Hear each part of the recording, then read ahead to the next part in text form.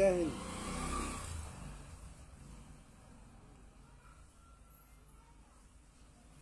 हमारे देश की भूतपूर्व प्रधानमंत्री श्रीमती इंदिरा गांधी की राजनीति के क्षेत्र में और कूटनीति के क्षेत्र में बड़ी तारीफें सुनी है हमने। उन्हें बहुत कूटनीतिज्ञ बताया जाता है, बहुत बड़ा राजनीतिज्ञ बताया जाता है, लेकिन 1971 के युद्ध के बाद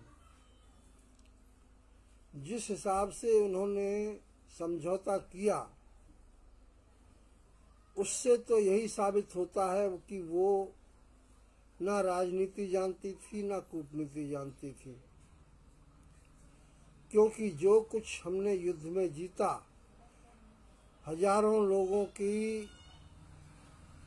कुर्बानी दे करके,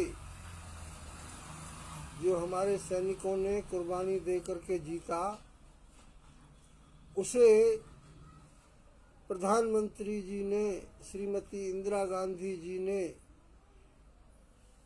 बातचीत की टेबल पर गंवा दिया और उनके 93,000 सैनिक छूट गए और हमारे 200-500 भी नहीं छूट पाए, वो वहीं की जेलों में सड़ते हुए रह गए। तो उस हिसाब से लगता है कि वो कुछ नहीं कर पाई। जो हमने हमारे देश में जो इलाके उनके जीते थे, गुजरात में भी, गुजरात के पास सिंध में भी एक जिला जीत लिया था, वो भी वापस कर दिया। पंजाब में भी बढ़त बनाई थी, वो भी वापस कर दिया। जम्मू कश्मीर का भी कुछ इलाका जीत लिया था, वो भी वापस कर दिया और शांति समझौता करके बात को ख़त्म कर दिया। तो मुझे लगता है कि यहाँ पर वो बातचीत की टेबल पर वो मात खा गई।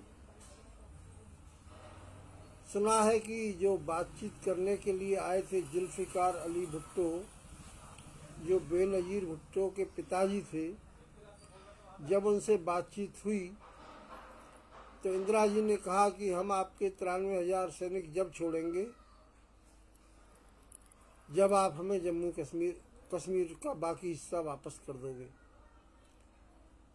उन्होंने साफ मना कर दिया। उन्होंने कह दिया आप 93,000 को रखो, इन्हें वैसे भी हमें लेकर के क्या करना है, ये वैसे भी हारे हुए हैं, तो इनका हमें कुछ नहीं करना, आप इन्हें अपने पास रखो और हमें नहीं चाहिए समझौता।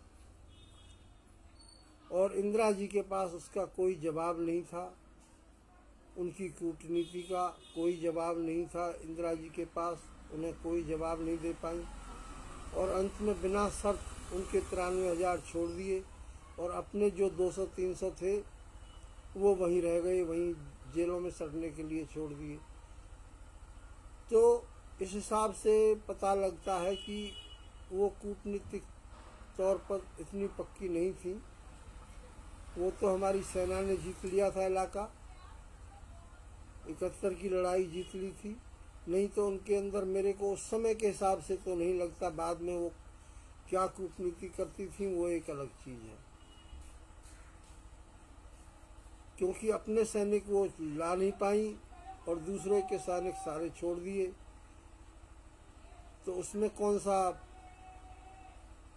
कूटनीति उन्होंने कर ली, ये मेरे को आज तक समझ नहीं आया। बाकी अब जो है सो है, वो थी तो थी।